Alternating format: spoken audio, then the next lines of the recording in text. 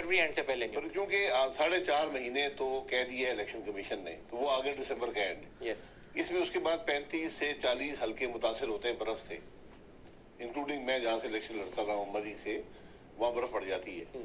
तो वो फिर आप फरवरी के आखिर मार्च के पहले हफ्ते में चले जाएंगे। पहले डिलिमिटेशन कंप्लीट होगी तो इलेक्शन स्कीम देंगे वो 54 रोज की, तो वो फरवरी एंड ही आता है, उससे पहले फरवरी एंड आ जाएगा, क्योंकि 11 मार्च को आगे सेनेट इलेक्शन। जी, तो आप लोगों ने जानबूझ कर ऐसा किया। मुझे लगता है कि शहबाज शरीफ साहब की जो हुकूमत थी, अपनी 16 माह की कारकर्दगी के ऊपर इलेक्शन में नहीं थी जा सकती। उन्होंने ये तरीका कार ढूंढा था कि इंतखाबात तगीर का भी शिकार होंगे, कुछ टाइम भी मिल जाएगा, फिर निगरानों को कहेंगे कि ये महंगाई करके गए, हम तो बहुत कोशिश करके गए थे। नहीं, मेरा नहीं ख्याल कि ये 1-2 हरबा था सर, को फर्क पड़ता है। हरबा है ये। नहीं, ये इलेक्शन डिले आपका इल्जाम है या तज्जिया है? ये हरबा है आप लोगों का, ये इल्जाम है मेरा आपकी हुकूमत के ऊपर। इल्जाम है, हाँ। ठीक है। नहीं, मेरा नहीं ख्याल कि ऐसी बदनीयत इसमें शामिल थी।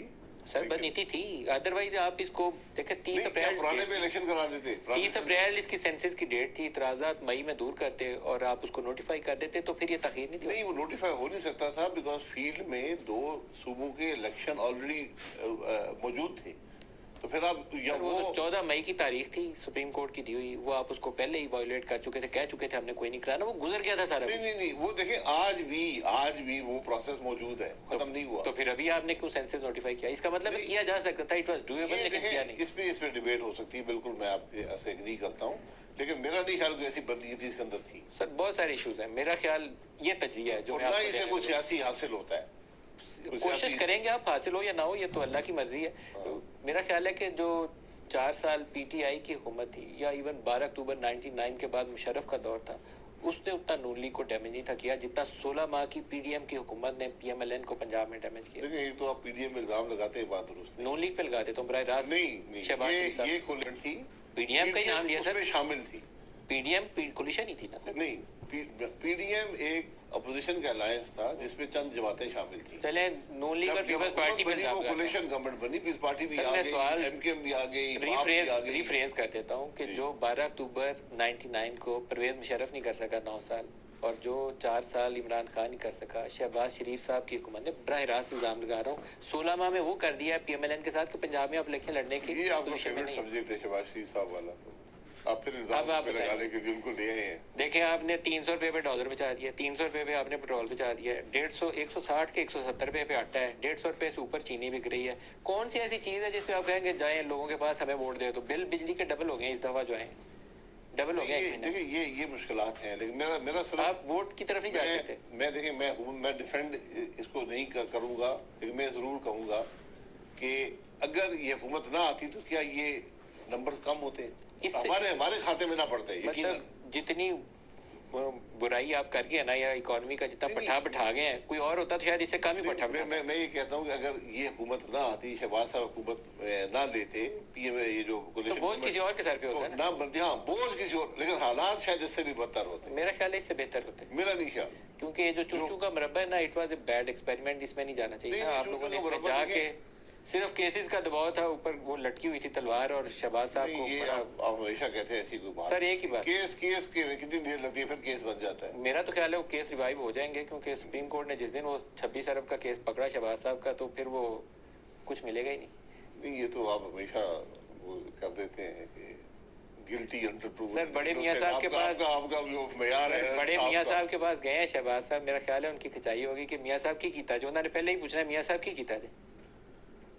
नहीं, वो तो देखें, वज़ीर-ए-आज़म तो वही थे, जो कुछ किया है वही अवाम को जवाब देंगे, पार्टी के सदर भी हैं।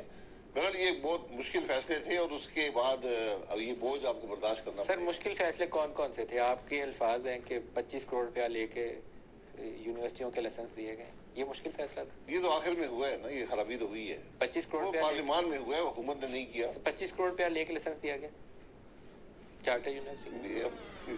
यही लोग बात कर रहे हैं 15 से 25 करोड़, 15 से 25%। फिर आपने पहले कहा 20 अरब की आटा की जो फ्री तकसीम थी उसमें मिसमैनेजमेंट हुई है, वो कैश ट्रांसफर हो सकती है। वो मैंने एक मिसाल दी थी कि निजाम में कितनी खराबी है। मिसमैनेजमेंट हुई कि मिसमैनेजमेंट नहीं होती, मैंने कहा निजाम में कितनी खराबी है कि प्राइम मिनिस्टर साहब ने 83 अरब आटा दिया, निजाम में 30-35% चोरी है, तो होगी ना। उस हिसाब से भी मैंने कहा 25 अरब तो यहाँ ये भी काम मुश्किल था। फिर वो जो एक برتھ ہم نے دیے ہیں یو اے والوں کو، اس کے اوپر بھی الزام لگایا جاتا ہے، پھر وہ بھی کام بڑا مشکل تھا. نہیں وہ دیکھیں یہ الزام نہیں، تو الزام پھر اچھا کام کون سا کر کے گئے؟ الزام ہے تو پھر اس کو کرتے نہیں. اچھا کام دیکھیں، یہ اچھا کام تھا کہ آپ نے رمضان شریف میں آٹے کی سہولت مہیا کی. سر میں نہیں مانتا اس کو، آپ کیش ٹرانسفر کرتے ہیں، آپ کے پاس بالکل ٹھیک نادرا بات کا ہے. میں ڈاٹا آپ سے فول پروف کرتا تھا، ہوں، میں بالکل آپ سے ایگری کرتا ہوں. اس میں لوگوں کی جانیں گئیں، کپڑے پھٹ جی گئے. بالکل بالکل. یہ اگر سیاسی مفاد، اس میں سیاسی نقصان ہی ہوا ہے، لیکن یقیناً یہ ایک اچھی سوچ تھی جو مس مینج ہو گئی. مس مینج ہو. مس مینج ہو گئی. تو اب آپ انتخابات میں نہیں جا سکتے سر، کیا کریں گے؟ پنجاب میں تو نہیں انتخابات میں تو جانا پڑے گا نا، یہ چوائس نہیں ہوتی. جائیں گے تو صحیح، سیاسی جماعت کے پاس مار کھائیں گے آپ انتخابات میں. آپ کی جو اسٹرانگ بوجھ ہے، دیکھیں یقیناً ایک بوجھ ہے، ہمیں اس کا بوجھ برداشت کرنا پڑے گا. یہی سیاست ہوتی ہے.